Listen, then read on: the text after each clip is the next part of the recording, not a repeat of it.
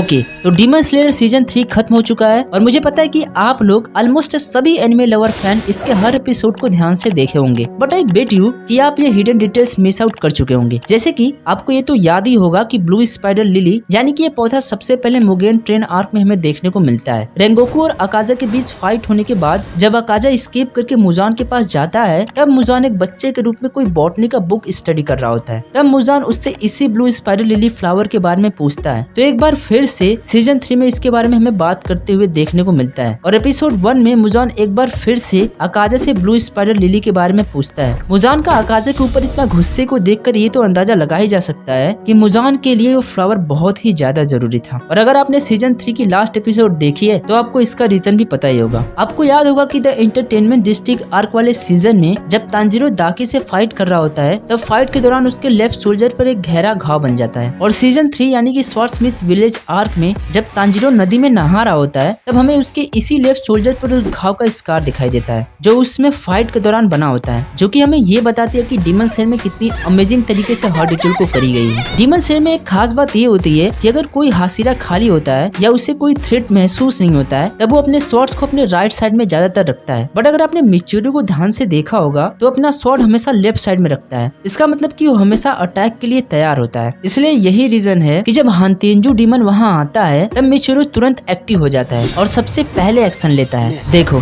अगर आपने सीजन 3 के फर्स्ट एपिसोड को ध्यान से देखा है तो आपको इन्फिनिटी कैसल आर्क में ऑलमोस्ट सभी अपर मून डीमन देखने को मिलते हैं और उसी समय अपर मून 2 यानी कि डोमा भी हमें देखने को मिलता है। एक्चुअली बात ये है कि अगर आपने ध्यान से देखा है तब आपने देखा होगा कि अकाजा का डोमा की ओर एटीट्यूड काफी वायलेंट तरीके का होता है। मानो वो डोमा को देखकर काफी गुस्से में आ जाता है। जैसे आपने देखा होगा कि अकाजा डोमा पे अटैक कर देता है, इवन उसके हेड को भी हाफ में अपने हैंड से स्लाइस कर देता है। आपको पता है ऐसा क्यों? तो बात ये है कि डोमा खुद ये बताता है कि अकाजा मुझसे ओल्डर डीमन होने के बावजूद भी वो मुझसे एक रैंक नीचे है। यानी अकाजा डोमा से इसलिए नाराज है क्योंकि वो उससे ओल्डर डीमन होता है, बट फिर भी वो अपर 3 में होता है। तो भाई नाराज होना तो जायज है। वैसे एपिसोड फर्स्ट के दौरान आपने देखा होगा कि जब तांजीरो को हगना जुका स्वाद देने से मना कर देते हैं, तब तांजीरो खुद ही परमिशन लेके स्वॉर्डस्मिथ विलेज की ओर निकलने का फैसला करता है ताकि उसे एक स्वाड मिल जाए। तब आपने देखा होगा कि तांजीरो के आंख पर पट्टी बांध दी जाती है और नाक भी बंद कर दी जाती है, क्योंकि स्वॉर्डस्मिथ विलेज को काफी सीक्रेट रखा गया था ताकि विलेज को प्रोटेक्ट किया जा सके और उसमें रह रहे मोस्ट इम्पोर्टेंट लोगों को, क्योंकि उसमें रह रहे स्वॉर्डस्मिथ सिर्फ निचिनियन स्वॉर्ड को बना सकते थे। और इसीलिए तांजीरो को पूरी तरीके से ब्लाइंड फ्लोट करके अलग अलग जगह पर अलग अलग काकुसी के द्वारा पहुंचाया जाता है और रास्ते भी काफी सीक्रेट्स होते हैं। बट यहाँ पर नोट करने वाली बात ये है कि अगर आप ध्यान से देखोगे तो आपको कासुगाई क्रू भी अलग अलग जगह पर अपने आप को स्विच कर रहे होते हैं, यानी कि हर तरीके से विलेज को सीक्रेट रखने की पूरी कोशिश की जा रही थी। बट क्या हुआ वो हम सबको पता ही है। लेकिन जैसे तैसे करके तांजीरो विलेज पहुंच ही जाता है और हमें विलेज का नजारा देखने को मिलता है। बट यहाँ पर एक कैच है। अब देखो, इसका जवाब एग्जैक्टली मुझे पता नहीं कि आखिर जिस विलेज को हर कोई से सीक्रेट रखा गया वो आखिर डीमन को कैसे पता चल गया, और वो भी तब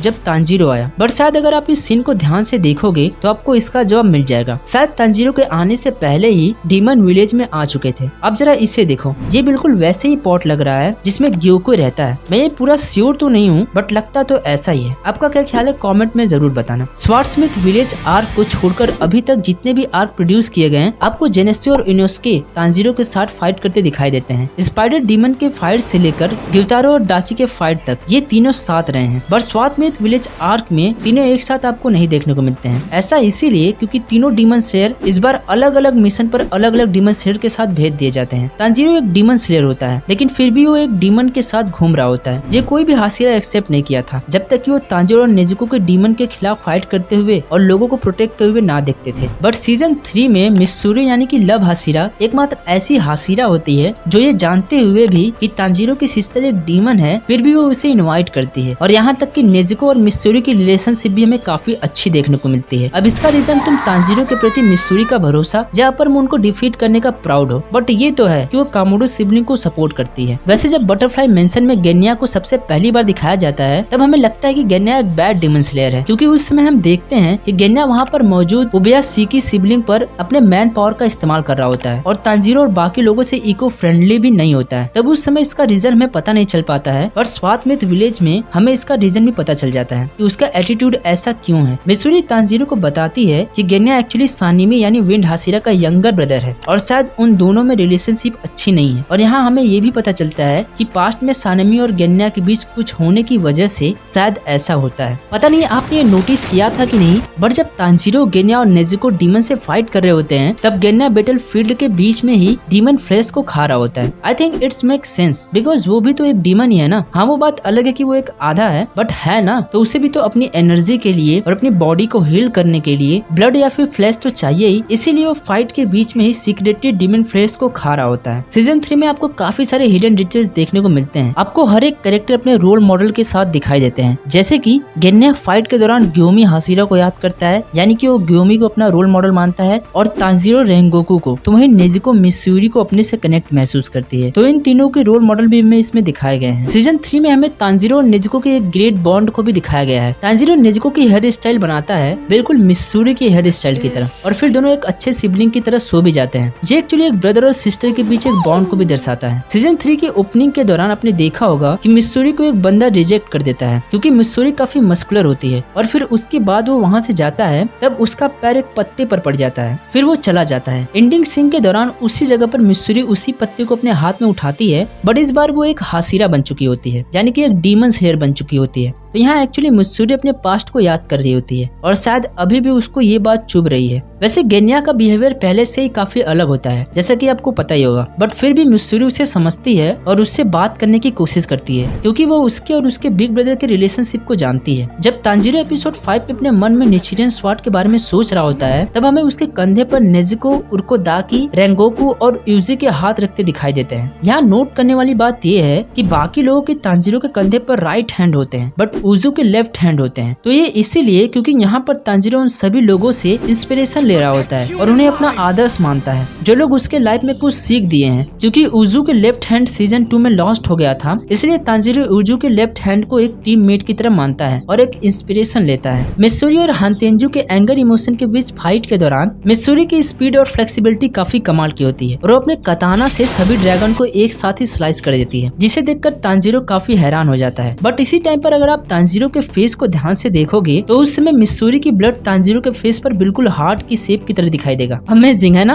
अब ऐसा क्यों है इसका गेस तो आप खुद ही अंदाजा लगा सकते हो, क्योंकि मित्सुरी लव हाशिरा होती है, इसलिए हार्ट की तरह शेप उसके फेस पे दिखाई देता है। अभी तक जितने भी डीमन स्लेयर के सीजन प्रोड्यूस किए गए हैं उसमें किसी भी हाशिरा की फैमिली स्टेबल और हैप्पी नहीं होती है। फिर चाहे आप रेंगोकू को देख लो या फिर उजू को या फिर मित्सुरी को, सब में आपको कहीं न कहीं एक नोक-झोंक देखने को मिलता है। बट मित्सुरी की फैमिली अभी तक एक ऐसी फैमिली मिली है जो स्टेबल और हैप्पी थी, कोई नोक-झोंक या प्रॉब्लम नहीं होती है। बस मित्सुरी की शादी को लेकर थोड़ा प्रॉब्लम होती है, लेकिन वो अलग बात है। सीजन 3 में हमें थोड़ा सा सानेमी और गेन्या के रिलेशनशिप का भी पता चलता है, तो जरा आप इस इमेज को ध्यान से देखो। एक्चुअली सानेमी की फिजिकल अपीयरेंस अपनी माँ से आया है और गेन्या का अपने फादर से आया है, इसलिए तो इतना मस्कुलर दिखाई देता है। जब मित्सुरी की बैक स्टोरी दिखाई जाती है तब आपने इस ब्यूटीफुल फ्लावर ट्री को भी देखा होगा। जापानीज या चाइनीज कल्चर में इसे प्लम ब्लॉसम कहते हैं, जो कि कठोर समय में भी प्रिजर्वेंस, होप और ब्यूटी को दर्शाता है। मित्सुरी डीमन से फाइट करने जाती है तब उसके चेहरे पर एक स्माइल देखने को मिलता है जो कि रेंगोकू को दर्शाता है। आपने देखा होगा कि रेंगोकू जब भी डीमन से फाइट करने जाता है तब उसके फेस पर एक ब्राइट स्माइल जरूर होती है। जहाँ मित्सुरी भी बिल्कुल वैसे ही दिखाई देती है। इवन अगर आप दोनों की कताना की टिप को भी देखोगे तो वो भी एक जैसे होते हैं। जिन्होंने मांगा पढ़ रखा होगा उन्हें पता होगा कि ऐसा किस लिए। ग्यूगो की डिजाइन काफी कमाल की होती है और वो देखने में भी काफी डिफरेंट होता है। बट आपने नोटिस किया है कि उसके सर से 2 हैंड बाहर की तरफ निकलते दिखाई देते हैं। बट ये सिर्फ हैंड का काम नहीं करते हैं, बल्कि ये हैंड उसके कान का भी काम करते हैं, यानी कि इसका हैंड सुनने का भी काम करता है। अब जरा इस सीन को ध्यान से देखो, जहाँ तांजीरो और हानतेंजू फाइट कर रहे होते हैं, जहाँ अंधेरा होने की वजह से साफ साफ कुछ दिखाई नहीं देता है। बट अगर आप ध्यान से देखोगे तो इस सीन में तांजीरो हानतेंजू के पैर को काट रहा होता है, एक्चुअली उसके जॉय वाले इमोशन को, जिसका नाम उरोगी है। एंटरटेनमेंट डिस्ट्रिक्ट आर्क में जब ग्यूतारो और दाकी को डिफीट किया जाता है तब इसको पूरे डीमन स्लेयर हिस्ट्री में एक मोन्यूमेंटल मोमेंट्स में से एक माना जाता है। बात दरअसल ये थी ना कि इसके पहले कोई आज तक अपर मून के किसी भी डीमन को डिफीट ही नहीं किया था, इसलिए जब तेंजन और तांजीरो फाइट जीत जाते हैं तब ये काफी बड़ा हिस्टोरिकल शिफ्ट होता है। बिकॉज 113 सालों से अपर मून डीमन जैसे थे वो बिल्कुल वैसे ही थे, मतलब उन्हें कोई हाशिरा डिफीट ही नहीं कर पाता था। इसलिए किबुत्सुजी और उबियाशिकी दोनों ही एडमिट करते हैं कि ये काफी बड़ा हिस्टोरिकल शिफ्ट है और शायद ये हाशिरा को अब ये भी इशारा करता है कि वो मुजॉन के 12 किजुकू को एक बार फिर से डिफीट कर दुनिया को उसके प्रकोप से आजाद कर पाए। मुजॉन को अभी तक जितने भी एनिमे में दिखाया गया है उसके हिसाब से एक ही बंदा मुजॉन को डिफीट कर पाया था, जो कि था यूरिची सुगिकुनी। लेकिन लेकिन मुजॉन तब बच के स्किप करके चला जाता है और अपनी आर्मी तैयार करता है। लेकिन उसके दिमाग में इसका डर आपको हर सीजन में ऑलमोस्ट दिखाई देगा। जैसे शुरू में मुजॉन के ड्रीम में हमें देखने को मिलता है, फिर जब डाकी और तांजीरो के बीच फाइट होती है, जब डाकी के ड्रीम में भी हमें एक बार फिर से यूचिडी दिखाई देता है, फिर हानतेंजू के ड्रीम में भी हमें यूचिडी की एक झलक दिखाई देती है। आपको लग रहा होगा कि ये तो उन लोगों के ड्रीम में दिखाया गया है ना, बट आप शायद ये भूल रहे हो कि जितने भी डीमन बने हैं उन सब में मुजॉन का ही ब्लड है, तभी तो वो डीमन बने हैं। तो उसी की याद यहाँ सब डीमन में हमें देखने को मिलती है। और वैसे पर भी उन लोगों के ड्रीम में तो वैसे पर भी नहीं आना चाहिए, क्योंकि यूरिची तो इन सब से कभी मिला ही नहीं। सीजन 3 में हमें हानतेंजू के 6 डीमन फॉर्म को भी देखने को मिलता है, जो कि हानतेंजू के इमोशन पर बेस्ड होते हैं, जा कह लो कि बने होते हैं, जिसमें कि सबसे पहला सेकिदो आता है जो कि एंगर से जन्मा होता है, फिर उसके बाद काराकू आता है जो कि प्लेजर से मिलकर बना होता है, फिर उसके बाद आजेसु जो कि स्पैरो से मिलकर बना होता है, फिर उसके बाद उरोगी आता है जो कि हानतेंजू के जोआ से मिलकर बना होता है, फिर जोहाकू तेन आता है जो कि हानतेंजू के नफरत से उत्पन्न होता है, फिर लास्ट में उरामी होता है जो कि हानतेंजू के नाराजगी से जन्मा होता है। आप शायद सोच रहे होंगे कि हमें क्यों बता रहे हो, ये तो हम भी जानते हैं। जी हाँ बिल्कुल, बट फैक्ट ये है